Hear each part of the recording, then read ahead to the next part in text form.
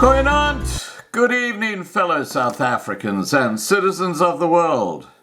And it's a fake news video, okay? It's all about fake news, and it is everywhere. And it has completely infiltrated YouTube. And yes, I'm having a rant. Now, Marlena put me in touch with this very interesting video that's been sent out by a fellow in the UK. It was on live stream, and it's been seen by tens of thousands of people.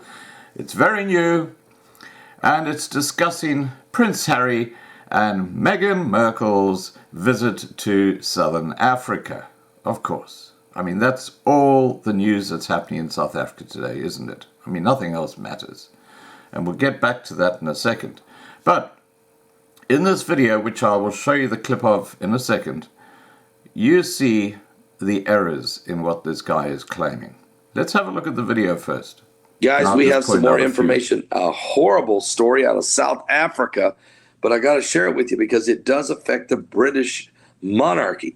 Prince Harry and his new wife, Meghan Markle, were traveling to South Africa to try to stop this xenophobia mentality, this attack on the white people there in South Africa, especially on the white farmers, where they're being attacked and killed, and their lands are being stolen from them. And so Prince Harry and Meghan Markle were on their way to South Africa. Now, they were going to stay at a very prestigious hotel, very secure hotel. And there was another British couple who was already there and decided to stay, for they wanted to see if they could meet Prince Harry and Meghan. And there they are. This is the British couple with their newborn baby. Well, she was pregnant again. So the baby was about a year old. She was pregnant again, and they were at the hotel hoping to get a glimpse or get a quick hi with the Prince Harry. But instead, some kind of hate group, this crowd that is so angry toward the British and what have you, broke down their hotel door, went in, and butchered the pregnant woman, killing her and her unborn baby, and then stabbing him repeatedly, leaving a knife stuck in his chest. He survived, and the little infant they didn't touch, but the mother, the wife, and her unborn child were murdered brutally. And he was stabbed many times and left with a knife in the chest, but somehow survived it. So this could have, just think about this, this could have been Prince Harry and Meghan Markle. And some are wondering, were these guys targeting Prince Harry?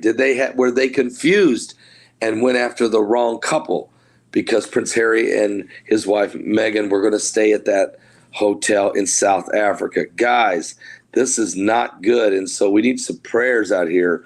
The evil is out there everywhere. We really have to pray one with another and pray one for another, okay? Amen and amen. Okay, I think most of you are familiar with the story. A young couple from KwaZulu-Natal staying in a game park. Somehow these two thugs got in there and murdered the woman and nearly killed the husband, and she was 12 weeks pregnant.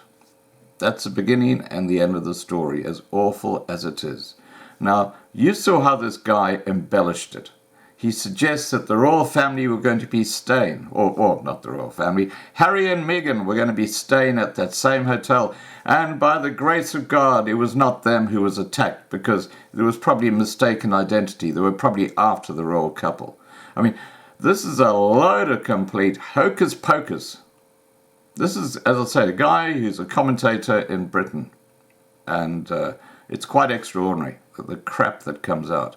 Now, talking about the royal family, not only that, but you'll notice that he talks about Meghan Markle and Prince Harry going over to South Africa to sort out the xenophobia problem. You know, one thing I've noticed with this trip by the royals is that they have steered clear of the white squatter camps.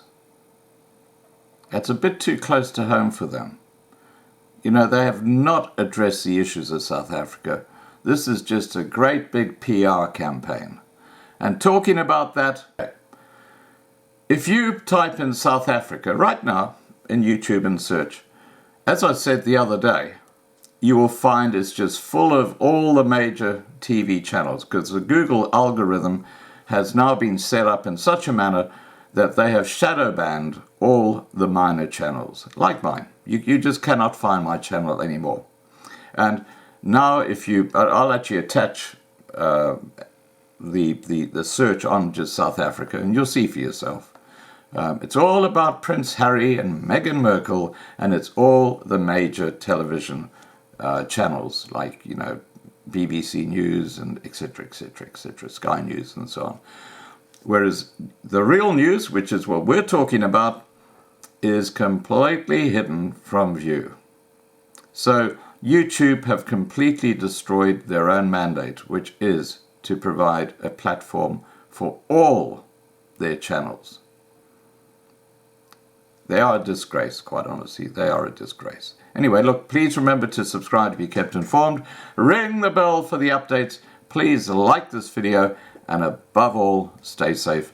And here comes the South Africa search on YouTube, which I did only 5 minutes ago. Cheers, guys. If you do a search on South Africa on YouTube, this is what you get today. It's all about Meghan Markle and Prince Harry. You might as well be watching your television set, because that's all that you'll get on your television set. And as we scroll down, you can see it's all Harry, Meghan, and in this case, Archbishop Tutu. And if you notice, you'll see that it's only the major television stations that are promoted at the top of Google, of YouTube now. The algorithm has now been set up so that only the major media companies, and you can see that for yourself, it's self-evident, get any coverage at all. All the smaller news channels like mine have been shadow banned. You just won't find them anywhere. You see this? It's all Harry and Meghan. You would think that that's what's actually happening in South Africa. Look at this. It's all the Duke and Duchess of Sussex, etc., etc., etc.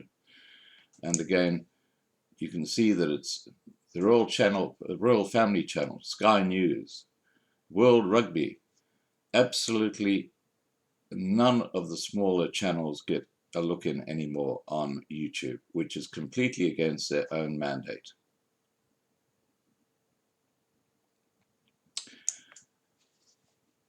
Enough said.